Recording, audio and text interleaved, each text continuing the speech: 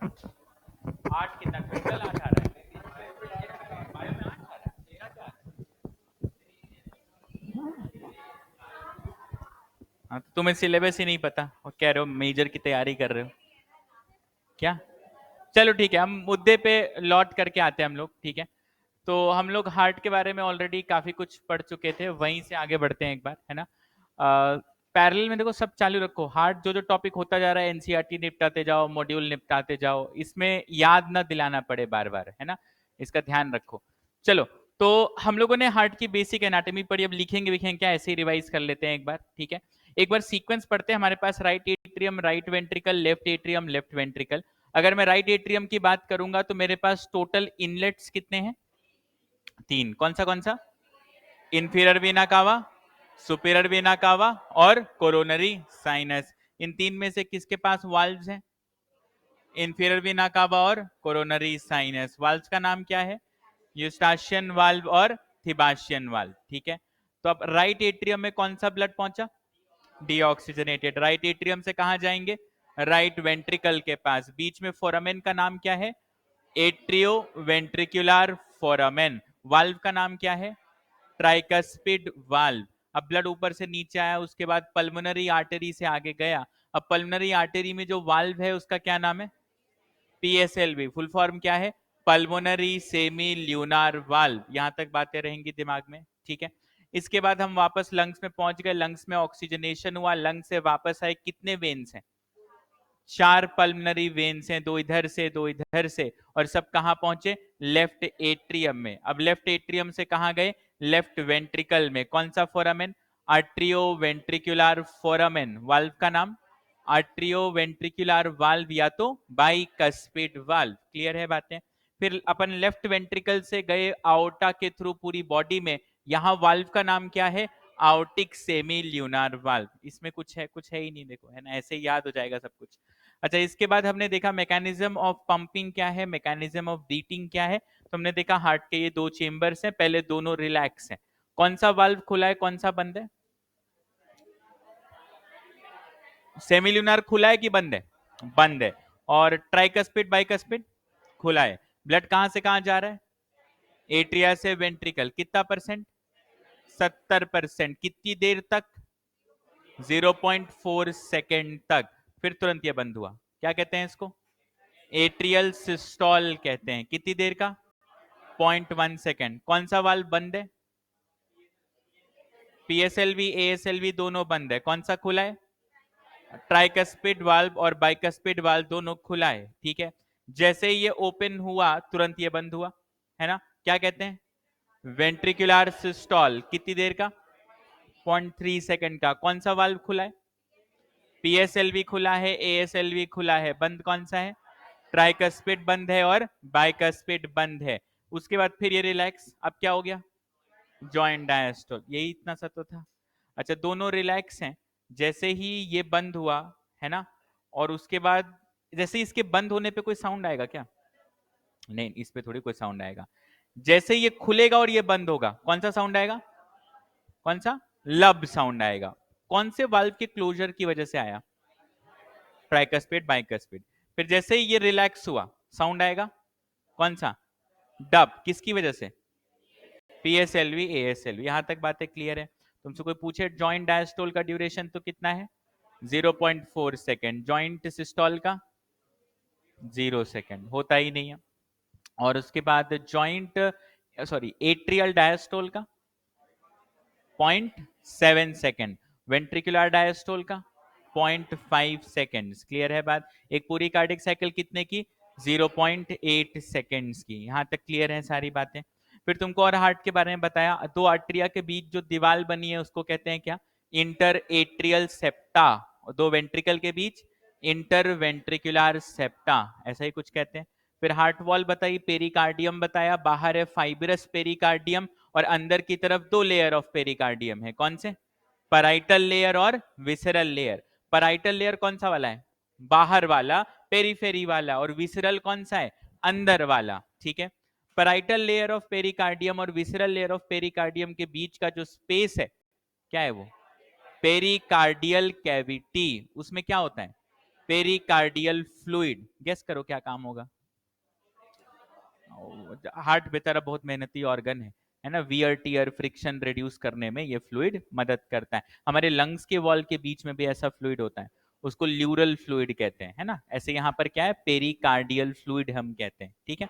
और अंदर आएंगे जो विसरल लेयर ऑफ पेरिकार्डियम है उसी को प्यार से क्या कहते हैं, एपिकार्डियम। उसके बाद क्या आता है, मायोकार्डियम। फिर क्या आता है, एंडोकार्डियम। अब epicardium plus myocardium plus endocardium तीनों को मिलाओगे तो क्या बनेगा, हार्ट की वॉल बनेगी। क्या मायोकार्डियम की थिकनेस इवन है, सबसे ज्यादा थिकेस्ट कहां है, लेफ्ट वेंट्रिकल में। कारण क्या है, उसको पूरी बॉडी को सप्लाई करना है। यहां तक बातें समझ में आ चुकी हैं। आई होप कोई बहुत बड़ा रॉकेट साइंस यहां तक तो था नहीं, ठीक है।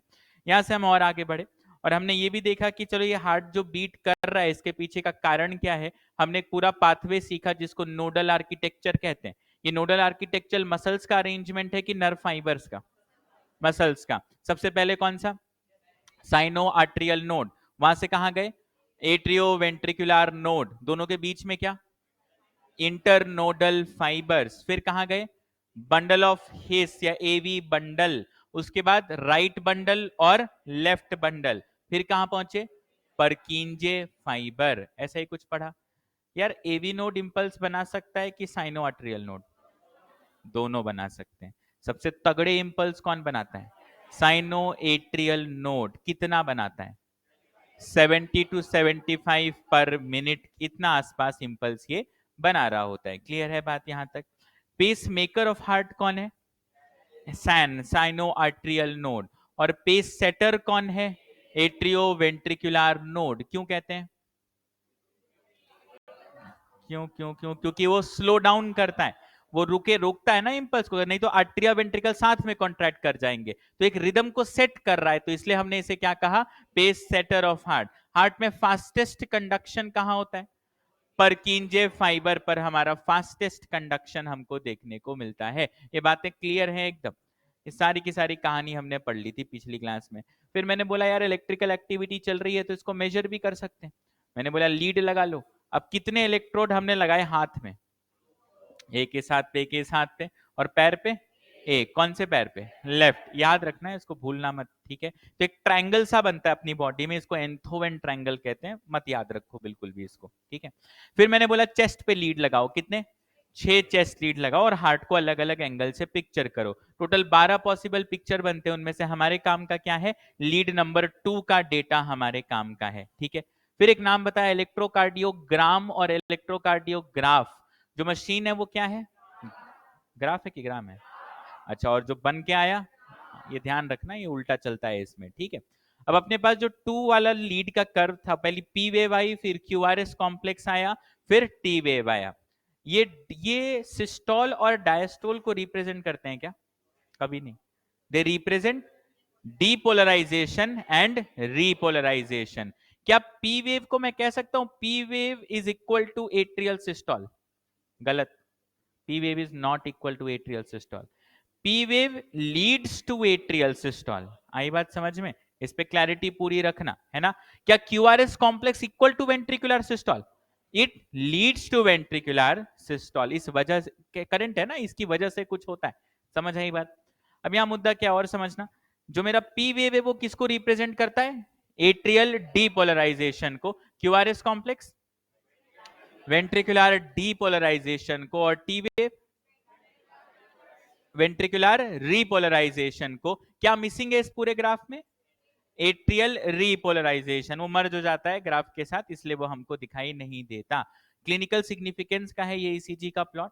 तुम नंबर ऑफ क्यूआरएस कॉम्प्लेक्स को गिन के क्या गिन सकते हो, कि आखिरकार बीट्स कितनी हो रही हैं। यहां तक कोई समस्या, क्लियर है बात। बस इतना ही पढ़ा है, देखो कितना 10 मिनट का भी कंटेंट नहीं था, है ना, जो हम पढ़ रहे हैं पिछले कितने 3 दिन से पढ़ रहे हैं ना। 3 घंटे के आसपास दिया हमने अभी तक इस चैप्टर को, कुछ नहीं पढ़ा, 10 मिनट का कंटेंट, ठीक है। यहाँ से हम और आगे बढ़ते हैं, बहुत ही धीमा काम चल रहा है, ये तो मैं कहता हूँ बहुत इनएफिशिएंट हो गए हम लोग, है ना। यहाँ से आगे बढ़ते हैं। अब हम बात करते हैं आउट ऑफ एनसीईआरटी टॉपिक, लेकिन टॉपिक जरूरी है, प्रीवियस ईयर्स में पूछा जाता है। अब हम लोग बहुत ही अपने पास्ट को याद करने की कोशिश करते हैं। याद करो जब तुम लोग एम्ब्रियोनिक स्टेज में थे, याद आ रहा है कुछ, एम्ब्रियोनिक स्टेज में सांस लेते थे, हैं? कोई बच्चा जब फीटस है है ना, फीटस स्टेज में हो तुम, तो तुम क्या सांस अंदर बाहर एकदम लेते हो? नहीं लेते, पक्का? तो जिंदा कैसे रहते हो? हाँ, किसके सप्लाई पे जिंदा हो? मम्मी के सप्लाई पे जिंदा हो। तुम्हारे एक अम्बिलिकल कॉर्ड जाता है, प्लेसेंटा से कनेक्ट करता है, यानी ऑक्सीजनेशन और डीऑक्सीजनेशन का काम कौन संभाल रहा है? मम्मी संभाल रही है, क्योंकि बच्चे के लंग्स तो काम नहीं कर रहे, है ना। अब बच्चा जब, तुमने सुना होगा, तुम पता है एक पोस्टमार्टम में ऐसा किया जाता है, जैसे मान लो एक बच्चा पैदा हुआ और उसकी डेथ हो गई, मान लो। दो केस हो सकते हैं, या तो पैदा होने के बाद मरा होगा, या तो डेथ पैदा ही हुआ होगा। दो पॉसिबिलिटी समझ रहे हो, है ना। जैसे मान लो मर्डर केस तुम्हारे सामने आया कल को, फॉरेंसिक साइंस तुमने ले लिया कि एक बच्चे की डेड बॉडी है, ठीक है। दो पॉसिबिलिटी है, या तो ये बच्चा डेड ही पैदा हुआ हो, या इसको पैदा होने के बाद किसी ने मार दिया हो। तो तुम चेक कैसे करोगे पता है?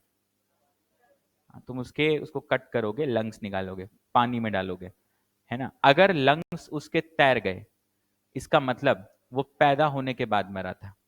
और लंग्स उसके नहीं तैरे, इसका मतलब वो डेड ही पैदा हुआ था। लॉजिक समझ रहे हो इसका? पैदा होने के बाद बच्चा जो जो पहली बार जो चिल्लाता है, रोता है, why is it very important? क्योंकि इमीडिएटली क्या करना पड़ेगा? लंग्स को एक्टिवेट करना है ना। लंग्स थोड़ी काम कर रहे थे तुम्हारे फीटल स्टेज में। समझ में आई क्या बात? बिल्कुल से। इसलिए काफी बार अल्ट्रा केयर में आईसीयू में डाल देते हैं कि लंग्स को ज्यादा स्ट्रेन ना दिया जाए, है ना, आराम से काम हो जाए। खैर वहां सब हमें नहीं जाना, मेन मुद्दा क्या है कि लंग्स नहीं काम कर रहे। सारा का जिम्मेदारी कौन निभा रहा है? मम्मी निभा रही है सारी जिम्मेदारी, ठीक है। यानी कि क्या ऐसे डबल सर्कुलेशन का फिर कोई मतलब रह जाता है क्या? एक जब हम लोग फीटल स्टेज में थे, तो क्या हमारे हार्ट से लंग्स में ब्लड भेजने का कोई सेंस है? तुम्हें बताओ सोच के। लंग्स में तो तब भेजोगे जब लंग्स काम कर रहे हैं। तुम थोड़ी ना बच्चा फीटस में एमनियोटिक फ्लूइड में तैर करके सांस ले रहा, ले ही नहीं पाएगा ना, ऑब्वियस सी बात है। बात समझ में आ रही है? तो फीटल स्टेज का अगर तुम हार्ट देखो, तो फीटल स्टेज में कुछ खास कनेक्शंस होते हैं। ये देखो, ये मेरा राइट एट्रियम है, राइट वेंट्रिकल है, लेफ्ट एट्रियम है, लेफ्ट वेंट्रिकल है। राइट एट्रियम और लेफ्ट एट्रियम, इन दोनों के बीच एक पोर होता है। देखो सिंपल सी बात, एम्ब्रियोनिक स्टेज में heart is just a pump, lungs का कोई रोल नहीं है। हार्ट को बस, जैसे मछली में हार्ट काम करता था ना, कि एक तरफ ब्लड आए फिर उसको पंप करके बाकी जगह भेज दो।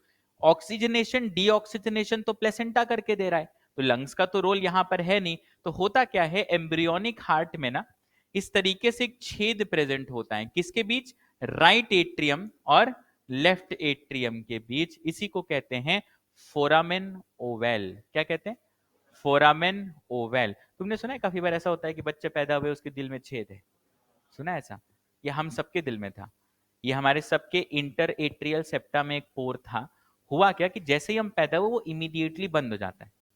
अगर जिस समय ये बंद नहीं हुआ, क्या प्रॉब्लम आएगी बताओ? अगर अभी भी हमारे दिल में ऐसा होता तो क्या प्रॉब्लम आती? ब्लड मिक्स हो जाता, उससे क्या दिक्कत होता? हाँ, एफिशिएंसी घटती। कैसे? तुमने सुना ऐसा कभी, दिल में छेद है किसी के, उसको क्या क्या एडवाइस, उसको बहुत दौड़े ना करो, उसकी उंगलियां नीली पड़ जाती हैं। सुना ऐसा कभी? बहुत जल्दी हांफने लगता है वो इंसान। दिक्कत क्या है कि अगर ब्लड मिक्स हो जाएगा तो तुम्हारी बॉडी में बराबर ऑक्सीजन नहीं पहुंच पाएगा, और बराबर ऑक्सीजन नहीं पहुंचने से तो तरह तरह की समस्याएं हो सकती हैं। बात समझ में आ रही है क्या? तो ये पोर कहां पर प्रेजेंट था? राइट एट्रियम और लेफ्ट एट्रियम के बीच में। इस पोर का नाम क्या है? फोरामेन ओवेल नाम है। ये बात दिमाग में रहेगी। एक और ऐसा ही स्ट्रक्चर तुम्हें दिखाता हूं,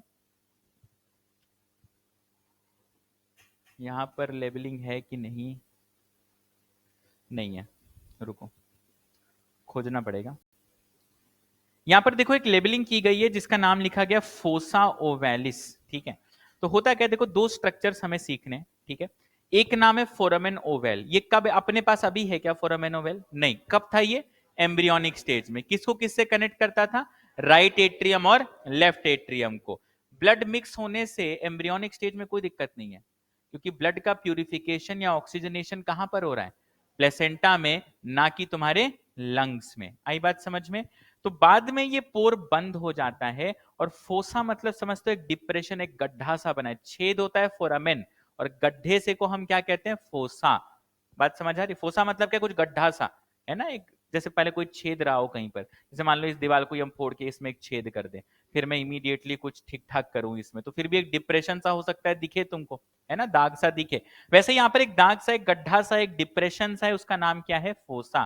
तो foramen Oval was a connection between your right atrium and left atrium, जो बंद होने के बाद क्या कहलाता है, फोसा ओवेलिस। समझ आई बात। ऐसा ही एक स्ट्रक्चर बहुत सारे हार्ट के डायग्राम्स में तुम अगर देखो, ये क्या निकल रहा है, ये पल्मनरी आर्टरी, ये क्या है, आउटा। कभी तुमने नोटिस किया कि ऐसा एक स्ट्रक्चर यहां पर बीच में लगा हुआ है,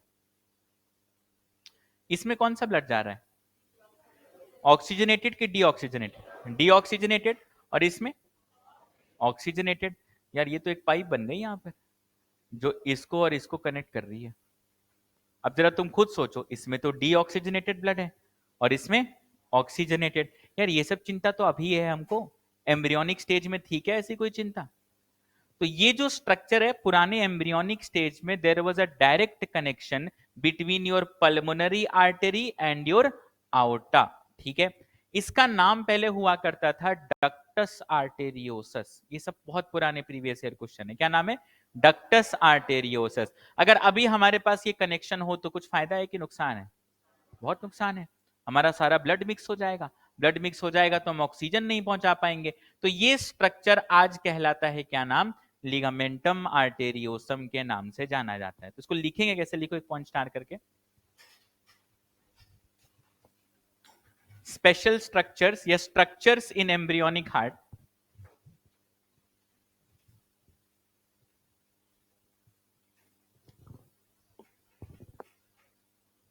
पहला नाम लिखो फोरामेन ओवेल,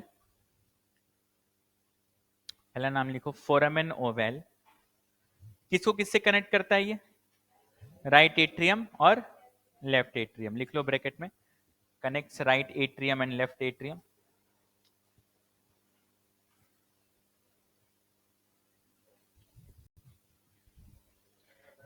फोरामेन, बता रहा हूं, फोरामेन ओवेल किस में मिलता है, एम्ब्रियोनिक स्टेज में। इसको डैश करके लिखना, एक बड़ा सा डैश बना के, इन एडल्ट्स। ये एडल्ट कहने से अच्छा पैदा होने के बाद समझ लो, ये नहीं कि बच्चे में अभी भी छेद बना हुआ है बिल्कुल से। कभी ना तुम एक चीज नोटिस करना, अगर क्योंकि मेरे से बहुत ही क्लोज केस में था कि हार्ट में छेद था, तो पहला एडवाइस डॉक्टर यही देता है कि कुछ टाइम इसको ऐसे ही छोड़ दो, हो सकता है अपने आप हील हो जाए, क्योंकि सेल्स ग्रो करके अपने आप भी क्लोज कर लेते हैं उस ओपनिंग को। नहीं होता है तो उसको सर्जिकली बंद किया जाता है, ठीक है। बिकॉज ऐसा ही अगर तुम कंटिन्यूअस लाइफ जियोगे तो बहुत प्रॉब्लम ही प्रॉब्लम होगी, ठीक है। क्या लिखा हमने, फोरामेन ओवेल, जो किसको कनेक्ट कर रहा है, राइट एट्रियम और लेफ्ट एट्रियम को, इसको ध्यान रखना है ना।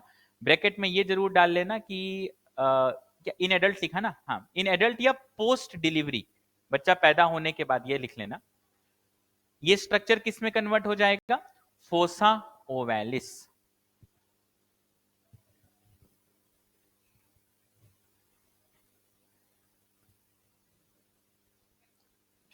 ठीक है, यहां तक। ये फीटल सर्कुलेशन पूरा का पूरा है, तुम्हें ये सब नहीं पढ़ना, लेकिन ultimately placenta is was it responsible for the gaseous exchange. यहां पर देखो एक नाम तुमको दिखाता हूं, can you see this structure, ध्यान से नोटिस करो इसको। ये मेरा पल्मोनरी आर्टरी निकल रही है, यहां पर अगर ध्यान से देखो तो इस तरीके से, और यहां पर आउटा निकल रहा है अगर देखो तो, और इन दोनों के बीच यहां पर एक कनेक्शन है, उसका नाम क्या है, डक्टस आर्टेरियोसस। ये कहां पर प्रेजेंट है, एम्ब्रियोनिक स्टेज में। तो अगला नाम लिखो, डक्टस आर्टेरियोसस।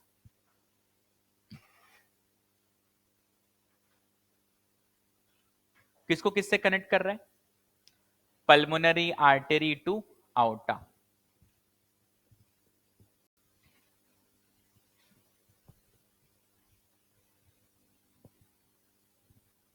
यही बाद में बन जाएगा क्या, लिगामेंटम आर्टेरियोसम, लिगामेंटम आर्टेरियोसम।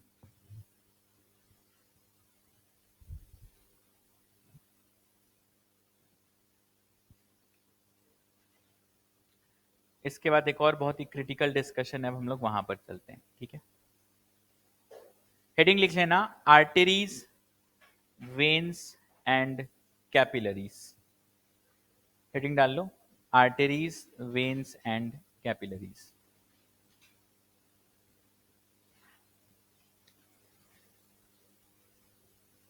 अब हमें दो डायग्राम्स बहुत ढंग से पढ़ने, आर्टरीज, वेन्स और कैपिलरीज, हेडिंग डाल लो।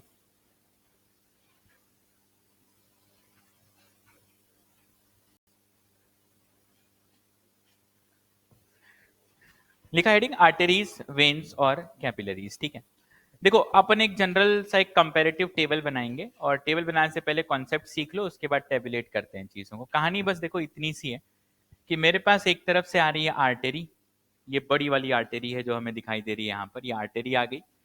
ये आर्टरी बहुत सारे छोटे छोटे छोटे पार्ट्स में डिस्ट्रीब्यूट कर गई, इस तरीके से मान लो, यहाँ डिस्ट्रीब्यूट कर गई और यहाँ डिस्ट्रीब्यूट कर गई। ठीक है, ये और आगे जाकर के फर्दर डिस्ट्रीब्यूशन इसने किया और इस तरीके से इसने एक बेड टाइप का स्ट्रक्चर बनाया। बताता हूं एक एक का नाम तुमको अभी।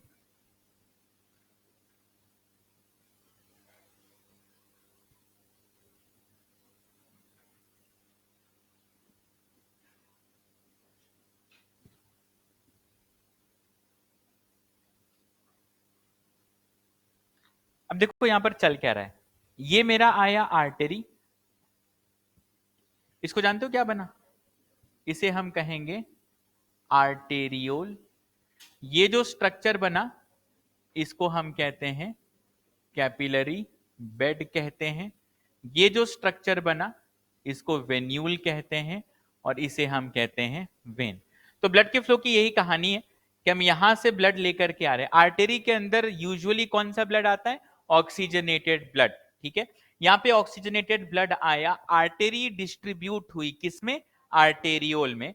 आर्टेरियोल और फर्दर डिस्ट्रीब्यूट हुआ और उन्होंने क्या बनाया, कैपिलरी बेड बनाया। ठीक बात यहां तक।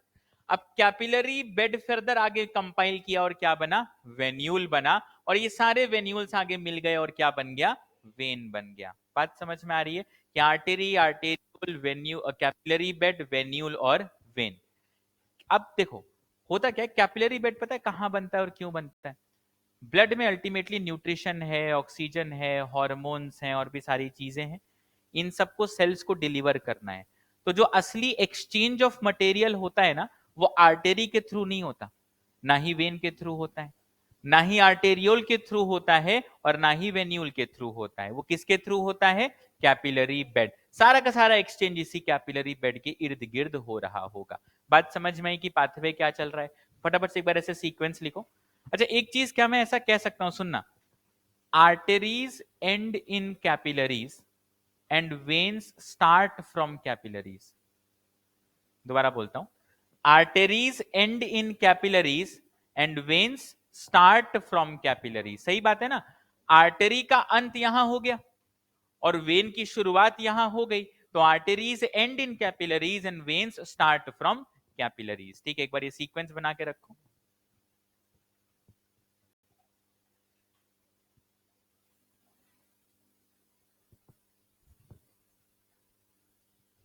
आज ज्यादा नहीं पढ़ेंगे, बस आर्टरी वेन का कंपैरिजन पढ़ना है। क्या तुम पढ़ना नहीं चाहते हो लगता है ना। लोग कंप्लेन करते हैं क्लास नहीं हो रही, कम क्लास हो रही है, ऐसा है वैसा है। ठीक है, कल देखते, कल हो सकता है केमिस्ट्री क्लास हटा दें हम लोग, टॉपिक ठीक है तो, है ना। खाली वो जो टॉपिक बचा है वो कर लो, कार्बोहाइड्रेट का वही बचा है ना, कार्बोहाइड्रेट ही बचा है ना। क्या, तो वो जो क्लास बची थी उसमें क्या हुआ था, हैं? अभी बोल रहे हो कार्बोहाइड्रेट बचा हुआ है, तुम बोल रहे हो उस क्लास में बचा हुआ। अच्छा कार्बोहाइड्रेट के, हाँ बना लिया ये सब। अच्छा ब्लड वेसल में 3 लेयर होते हैं, पता है तुमको। सबसे बाहर होता है ट्यूनिका एक्सटर्ना, फिर होता है ट्यूनिका मीडिया, और एक होता है ट्यूनिका इंटीमा। ठीक है, इंटरना नहीं, इंटीमा। ठीक है, 3 नाम है। तो अगला पॉइंट लिख लो, 3 लेयर्स। ट्यूनिक का मतलब समझते हो? ट्यूनिक, ट्यूनिक, ट्यूनिक मतलब लेयर, ठीक है। 3 लेयर्स लिखना, dash, tunica externa, tunica externa, tunica intima और ट्यूनिका मीडिया। ऑब्वियस सी बात है, मीडिया अपना कौन सा होगा? बीच का लेयर होगा। अच्छा, एक पॉइंट और लिख लेना, ये वाला जो मैंने बताया कि आर्टेरीज एंड इन कैपिलरीज और वेन्स स्टार्ट फ्रॉम कैपिलरीज, ये भी लिख लेना। Arteries end in capillaries and veins start from capillaries.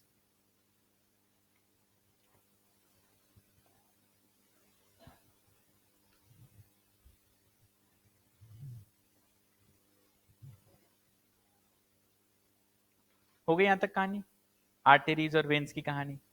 अब आते हैं इन दोनों डायग्राम्स को, बहुत ध्यान से देखो, ठीक है। एक तरफ तुम्हारे आर्टेरी बना हुआ, सबका ध्यान यहाँ सामने डायग्राम के ऊपर, एक तरफ तुम्हारे पास आर्टेरी बना हुआ है और एक तरफ तुम्हारे पास वेन बना हुआ है। ये नोटिस करना, जो सबसे अंदर का लेयर है उसका नाम क्या है? Tunica intima. नाम क्या है? ट्यूनिका इंटीमा, ठीक है।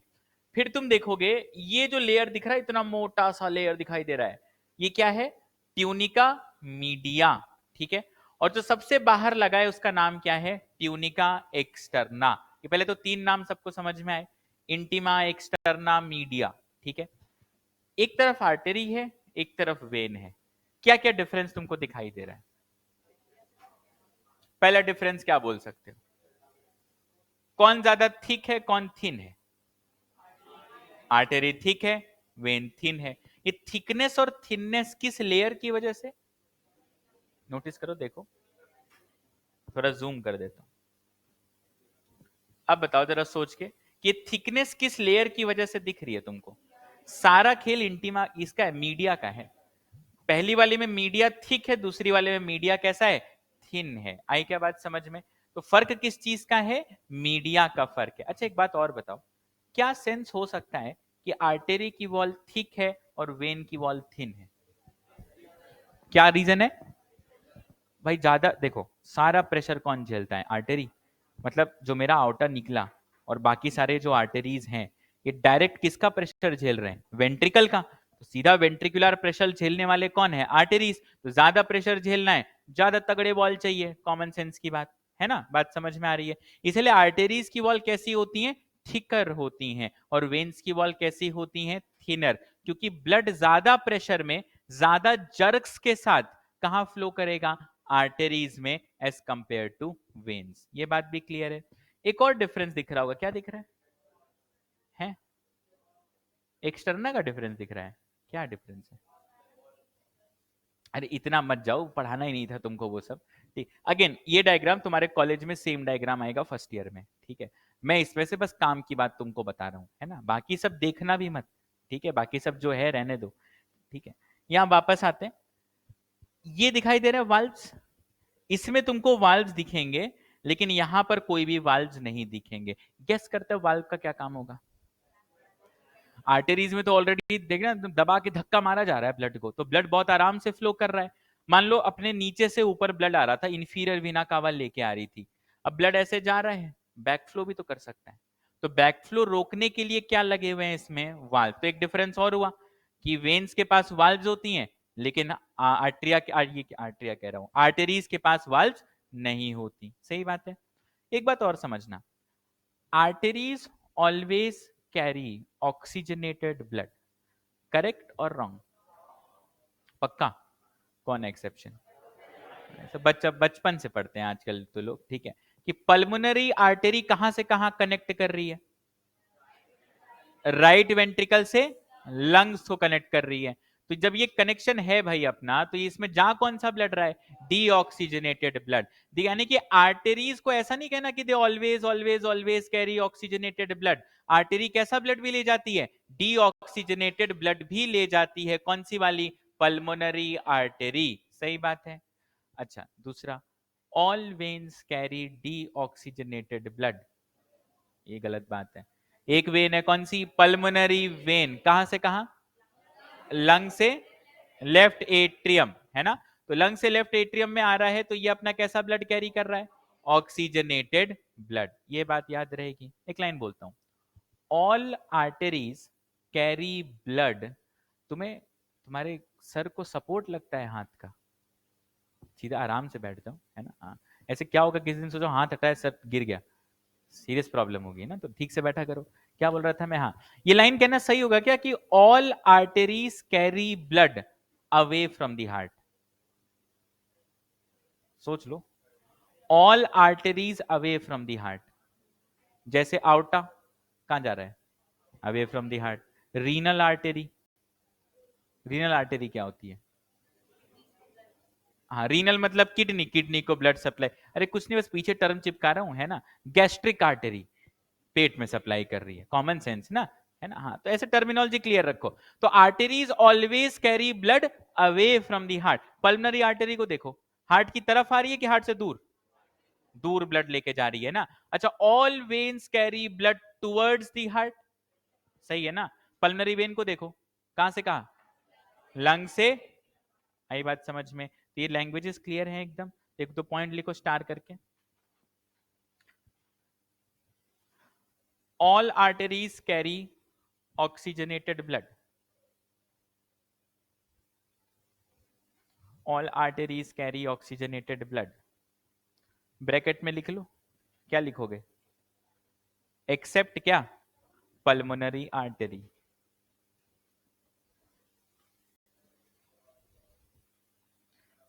दूसरा पॉइंट लिख लो,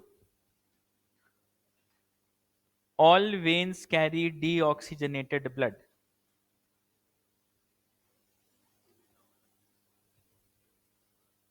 all veins carry deoxygenated blood.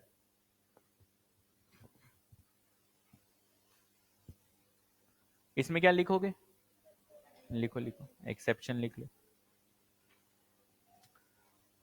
अगला पॉइंट लिखना, all arteries carry blood away from the heart. All arteries carry blood away from the heart. ये सही है क्या, ये 100% ट्रू स्टेटमेंट है, इसमें कुछ ऊपर नीचे नहीं। अगला क्या लिखेंगे, ऑल वेन्स की कहानी लिख लो, all veins carry towards the heart. अब एक टेबल बना लो, एक तरफ आर्टरी लिख लो, एक तरफ वेन लिख लो, थोड़ा कंपैरिजन कर लेते हैं। अच्छा, एक पॉइंट और स्टार करके डाल लेना, स्टार करके लिख लो, ट्यूनिका इंटीमा को लेकर के एक पॉइंट है, लिखो ट्यूनिका इंटीमा डैश।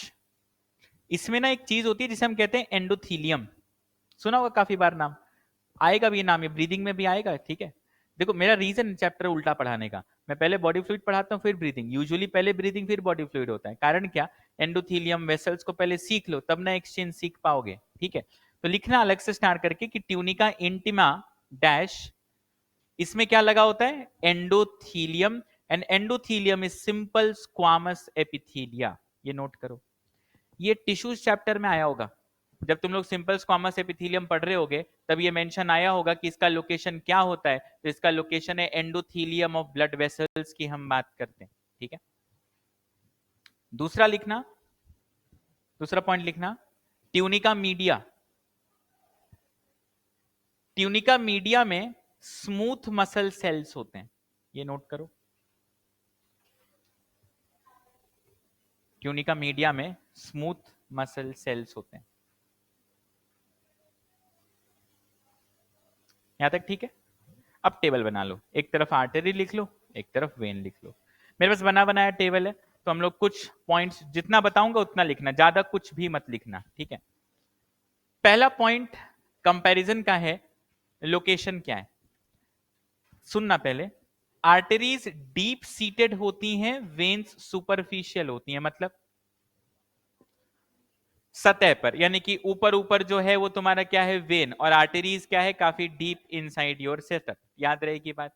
तो पहला पॉइंट ये लिख लो कि arteries are deep seated, veins are superficial. ये पॉइंट तो मैंने पढ़ा ही दिया।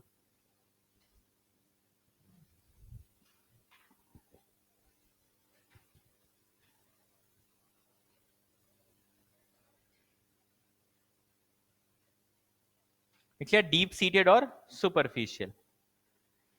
इसके बाद लिखोगे वॉल आर्टरी की कैसी है, थिक है, और यहां पर वॉल कैसी है, थिन है। ये जो तुम्हारे हाथ में यहां पर दिखता है ब्लू सा ग्रीन सा, वो क्या है, क्यों है वो? वेन्स है वो, आर्टरी है वो, है ये। देखो एक तरफ लिखा ब्राइट रेड कलर, एक तरफ लिखा डार्क रेड कलर, ये तो ब्लू और ग्रीन दिख रहा है, ऐसा क्यों? It is just because of the layers, ये थोड़ा नीचे है ना, इसलिए मल्टीपल लेयर्स के थ्रू देख रहे हो, इसलिए ऐसा दिख रहा है। बाकी कलरेशन तुमको नहीं पढ़ना, कोई नीड नहीं है जानने का।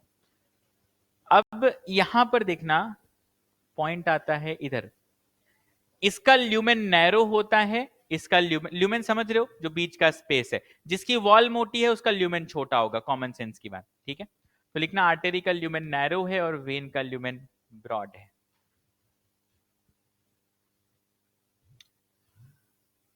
फिर आर्टरीज में कोई वाल्व नहीं होते, वेन्स में वाल्व होते हैं।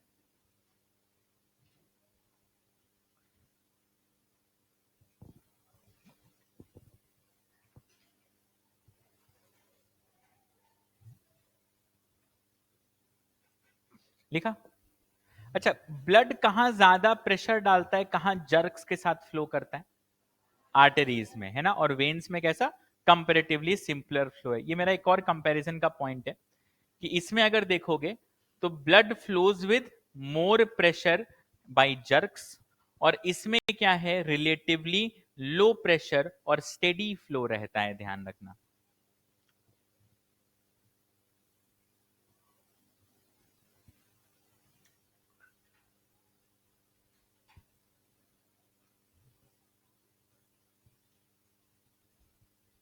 बाकी ये तो तुमको बता चुका हूं, कौन कहां शुरू हो रहा है, कौन कहां खत्म हो रहा है।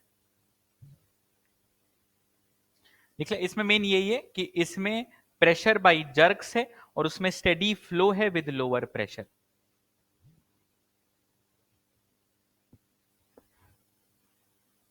इसके बाद और कोई खास एक पॉइंट, लास्ट एक पॉइंट लिख लो स्टार करके, टेबल बंद कर लो और एक हेडिंग डालो कैपिलरीज।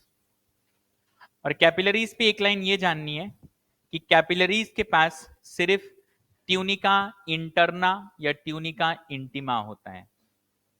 कि कैपिलरीज लिख लेना डैश, ओनली ट्यूनिका इंटरना। और ट्यूनिका इंटरना में कौन सी लेयर होगी, एंडोथीलियम की हम बात करते हैं, ठीक है।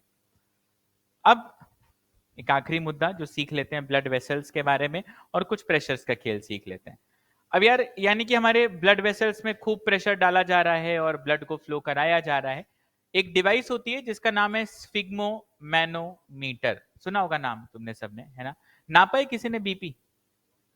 इलेक्ट्रिक मशीन की बात नहीं कर रहा हूं मैं, वो लगा दो बटन दबा दो अपने आप हो जाए, उसकी बात नहीं कर रहा हूं। किसी ने नापा, नापते हुए देखा है किसी को? सबने देखा होगा बीपी नापते हुए।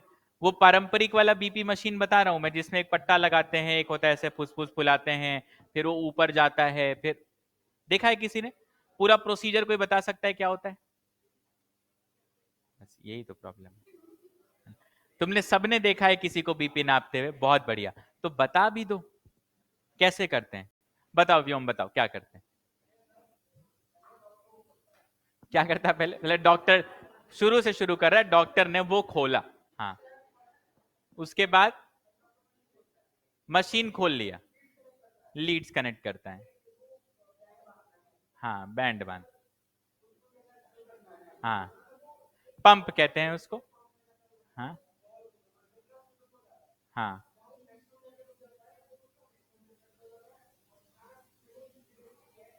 तुमको नापना नहीं देखना था, वो डॉक्टर को करने दो। तुमको पूछ रहा था मैं वो करता कैसे है, हाँ। क्या प्रोसेस रहता है, सीधा आया लगाया, फिर ऐसे क्या मरकरी ऊपर गया, रुक गया, ये तुम्हारा बीपी है, जाओ, है। पंप करता रहता है, फिर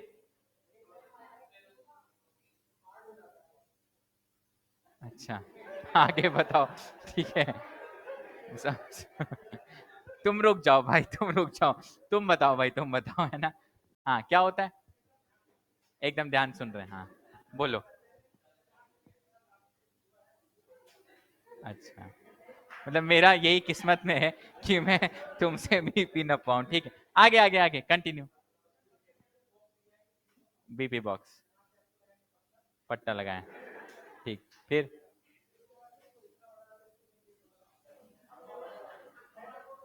ठीक है ठीक है, 1 सेकेंड, कुछ टाइम के लिए, ठीक है, हाँ, फिर कितना ऊपर जाएगा? एकदम लास्ट तक ले जाना है? अच्छा, ठीक, क्यों? अच्छा, तो उसको खोलने से वो बता देता है हाई बीपी लो बीपी? अच्छा ठीक है, बताओ तो। हाँ,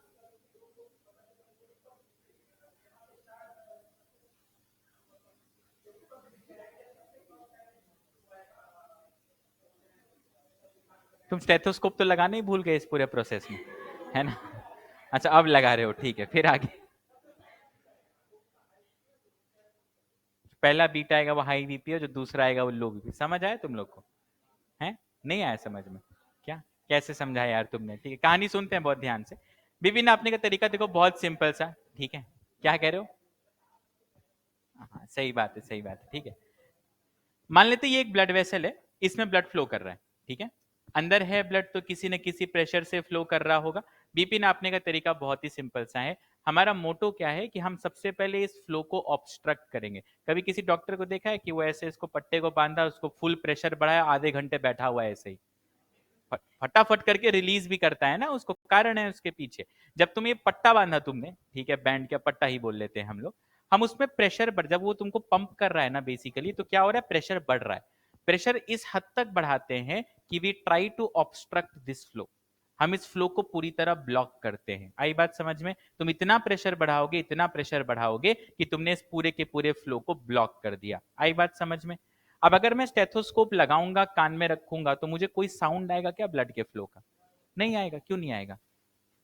कि फ्लो ही नहीं कर रहा है ना। हम लोग नया नया बीपी नापते थे, तो हम अपनी मशीन से हम लोग तो 250 तक का प्रेशर देते थे दोस्तों को, ठीक है। ऐसे लगा के छोड़ देते, नीले पड़ जाते थे हाथ, एकदम ब्लड ही नहीं जा रहा ना बिल्कुल से, तो एकदम ब्लूइश ब्लूइश हो जाते थे। ऐसा कभी मत करना, ठीक है, गलत बातें। मुद्दा क्या है कि हमने प्रेशर को बढ़ाया। लेट से अंदर एक्स प्रेशर था, एक्स क्या कोई वैल्यू, मलिक से अंदर मेरे पास 160 mm ऑफ एच का प्रेशर। mm ऑफ एच क्यों कहते हैं? वो मिलीमीटर रीडिंग ही तो है, मरकरी ही तो ऊपर नीचे जाता है, इसलिए एमएम ऑफ एचजी में मेजर करते हैं। मान लेते हैं मेरे ब्लड के अंदर 160 एमएम ऑफ एचजी, आर्टरी के अंदर मेरा प्रेशर है, यहां पर मैंने पट्टा लगाया, ठीक है। अब क्या कर रहा हूं देखो, मैंने प्रेशर बढ़ाया, प्रेशर बढ़ाया, प्रेशर बढ़ाया, ऊपर नीचे से पट्टा बांध करके, और लेट से मैंने 120 एमएम एचजी का प्रेशर दिया। क्या ब्लड का फ्लो रुकेगा? रुकेगा कि नहीं रुकेगा? कैसे रुक जाएगा? अंदर 160 है, बाहर 120 है, कॉमन सेंस से नहीं रुकेगा, ठीक है। अगर अभी मैं स्टेथोस्कोप लगाऊंगा, क्या ब्लड के फ्लो करने का साउंड आएगा? बिल्कुल साउंड आएगा। मैंने प्रेशर, और ये इसीलिए फुस फुस फुस करते हैं।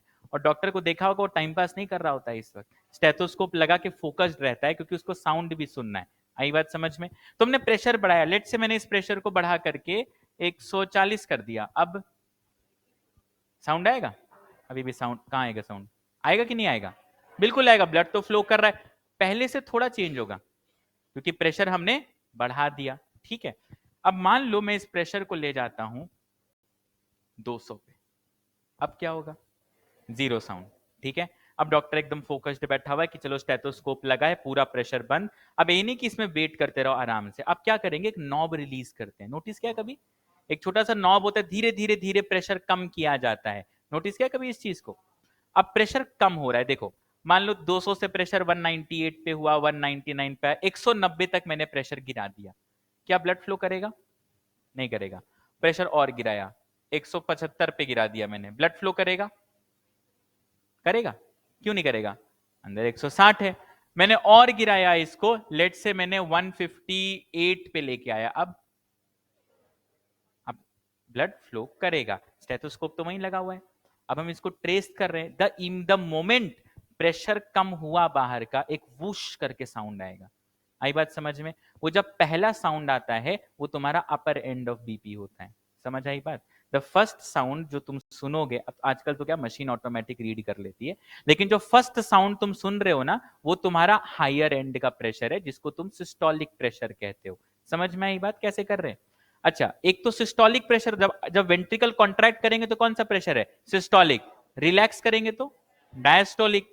तो अभी मान लो चलो सिस्टोलिक प्रेशर है, अब वेंट्रिकल मान लो रिलैक्स किए, अब मान लो अंदर प्रेशर ड्रॉप कर चुका है 120, या ज्यादा गिरा दिया मैंने, है ना, मान लेते हैं 85 तक ड्रॉप किया, ठीक है। तो मान लेते मेरा बीपी चल रहा है 160 बाई 85। कितना बीपी है मेरा?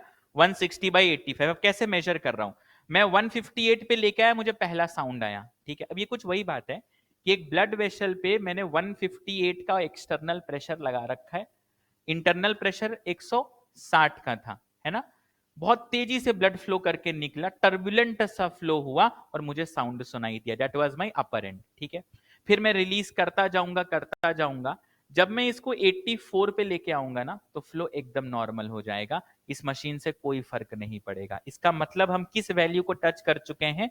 लोअर मोस्ट वैल्यू को टच कर चुके हैं। That is the whole principle. Principle तुमको देखो, ये सब कोई पूछेगा नहीं, ये तो मैं ऐसे ही बता रहा था, ठीक है। प्रिंसिपल बस इतना सा है, हम एक्सटर्नल प्रेशर बढ़ाते हैं, ब्लड के फ्लो को रोकते हैं, फिर हम धीरे धीरे प्रेशर को घटाते हैं। जिस मोमेंट पर एक्सटर्नल और इंटरनल प्रेशर बैलेंस आउट होता है, या एक्सटर्नल प्रेशर थोड़ा सा कम होता है, उसी मोमेंट पे ब्लड का फ्लो क्या होता है? तुरंत चालू हो जाता है, और उसी साउंड को हम कैप्चर करते हैं, और उसी साउंड के हिसाब से तुम्हारा बीपी मेजर होता है। डॉक्टर दो चीजों पे ध्यान रखता है, एक तो नॉब के ऊपर, आवाज के ऊपर, और इनफैक्ट मरकरी भी तो देखता रहता है। जिस मोमेंट पर वो मरकरी एक पॉइंट पे आके रुका, डॉक्टर को साउंड आया, मतलब उसी साउंड पर तुम्हारा क्या आ चुका है? अपर प्रेशर आ चुका है, सिस्टोलिक प्रेशर आ चुका है। समझ में आई बात? ठीक है, तो अगला एक पॉइंट लिखना, ब्लड प्रेशर। अब ये सब क्या अपने सिलेबस में है ही नहीं, एनसीईआरटी बस लिख देती है बीपी है, ये होता है, खत्म, ठीक है। लिखना ब्लड प्रेशर कितना होता है वैसे नॉर्मली? हाँ, 120/80, तो लिख लो। ये आदमी तो हाइपर टेंशन वाला था जो मैंने बनाया वैसे, ठीक है, अपना ही बात कर रहा था मैं, ठीक है। हाँ, ये लिखो फटाफट, ब्लड प्रेशर लिख लो, आइडियल कितना? 120/80। डिवाइस का नाम क्या है? स्फिग्मो मैनोमीटर, ये नाम है इसका, स्फिग्मो मैनोमीटर।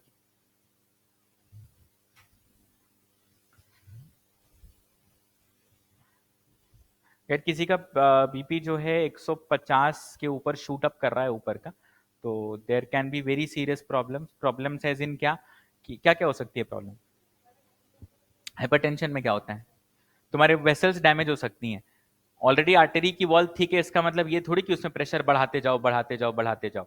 160-70 के बीपी पर जाकर के तुम्हारी आंखों की ब्लड वेसल फट सकती है, अंधे हो सकते हो, अगर कांस्टेंट हाई बीपी किसी का चल रहा है तो, ठीक है। That is also a very serious problem. Low BP is also serious problem, है ना, बेहोशी आने लगेगी तुमको, है ना, ब्लडी ढंग से नहीं पहुंच रहा, ठीक है।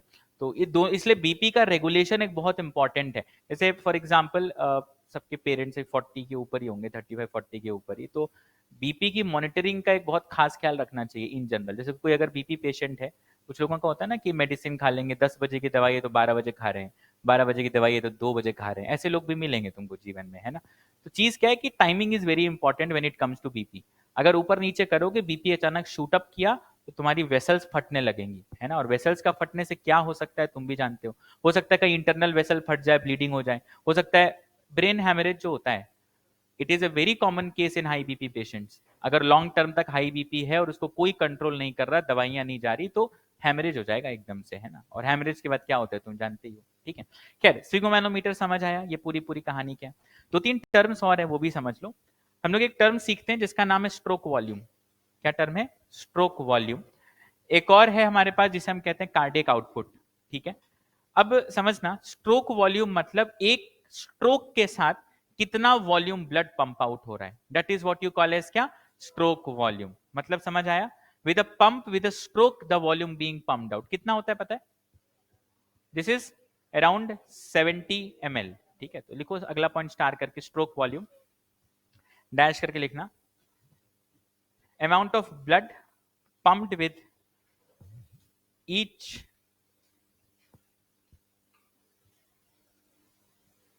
with each ventricular systole. Value लिख लो, कितना होता है 70 ml।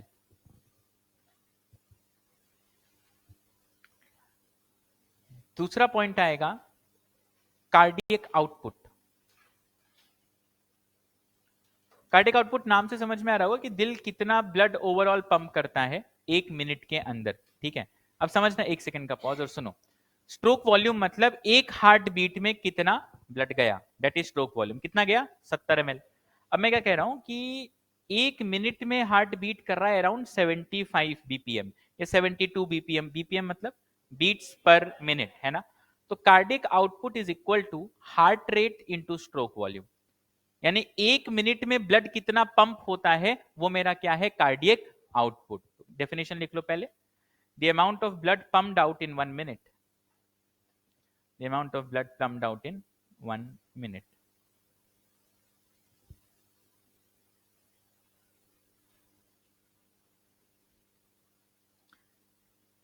और इसको एक्सप्रेस कैसे करेंगे, heart rate into stroke volume.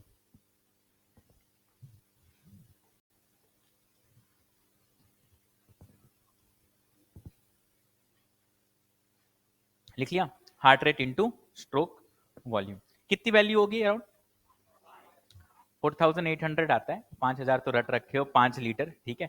लेकिन हाँ, मतलब वैल्यू यही होगी, 70 से 75 का रेंज वहां पकड़ लो, और अपना स्ट्रोक वॉल्यूम 70 पकड़ लो। अराउंड 5 लीटर के आसपास हम 1 मिनट में ब्लड पंप कर रहे होते हैं, जो कि बहुत मैसिव अमाउंट है, ठीक है। इसके बाद 2 टर्म्स और हैं, लास्ट 2 टर्म्स। एक टर्म है ईएसवी और एक टर्म है ईडीवी। लिखो अगला टर्म स्टार करके, ईएसवी और एक टर्म है ईडीवी। फुल फॉर्म बता रहा हूं वो भी लिखना। ईएसवी का मतलब है एंड सिस्टोल वॉल्यूम, और ईडीवी का मतलब है एंड डायस्टोल वॉल्यूम।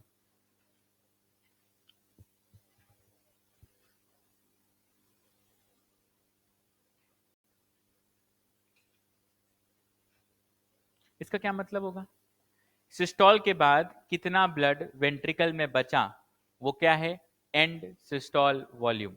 डायस्टोल के बाद कितना ब्लड वेंट्रिकल में बचा वो क्या है, एंड डायस्टोल वॉल्यूम। मतलब समझ आया सभी को, ठीक है। अब मुझे एक चीज सोच के बताना, मान लेते हैं वेंट्रिकल में डायस्टोल के बाद एक्स एम एल ब्लड था, या वेंट्रिकल में डायस्टोल के बाद ईडीवी था, ठीक है, और सिस्टोल के बाद ईएसवी बचा। तो ईडीवी माइनस ईएसवी से क्या पता चलता है। मैं सवाल दोबारा बताता हूँ। एंड डायस्टोल वॉल्यूम मतलब जब वेंट्रिकल रिलैक्स है तो कितना वॉल्यूम है वो क्या होगा, and diastole volume. And systole volume मतलब वेंट्रिकल कॉन्ट्रैक्ट किए, सिस्टोल होने के बाद जो वॉल्यूम बचा वो क्या है, एंड सिस्टोल वॉल्यूम। समझ पा रहे हो बात को। तो ईडीवी माइनस ईएसवी से क्या पता चलेगा, कॉमन सेंस ना। मान लेते हैं एक बॉटल मेरे हाथ में, एक एक्स अमाउंट ऑफ पानी था, रिलैक्स था, तब मैंने प्रेशर बना के ऐसे किया, अब मेरे पास वाई अमाउंट ऑफ पानी बचा है। तो एक्स माइनस वाई से क्या पता चलेगा, जितना पानी बाहर गया। तो ईडीवी माइनस ईएसवी से क्या पता चलेगा, कितना ब्लड बाहर गया, स्ट्रोक में बाहर गया। दैट विल गिव अस क्या, स्ट्रोक वॉल्यूम। लिख लेना है इसको, ईडीवी माइनस ईएसवी आ जाएगा स्ट्रोक वॉल्यूम। अभी यहीं तक पढ़ो, ब्लड एनसीईआरटी की रीडिंग कर लेना पूरी। मेरे हिसाब से हार्ट एनाटॉमी और बेसिक फिजियोलॉजी हम लोग लगभग कवर कर चुके हैं। अब इस चैप्टर में है अपना ब्लड का पार्ट। ब्लड तुम लोग क्या क्या पढ़ चुके हो, सब कुछ हो गया है। हेम के कितने कंपोनेंट होते हैं, हेम और ग्लोबिन होता है। हेम के अंदर क्या होता है,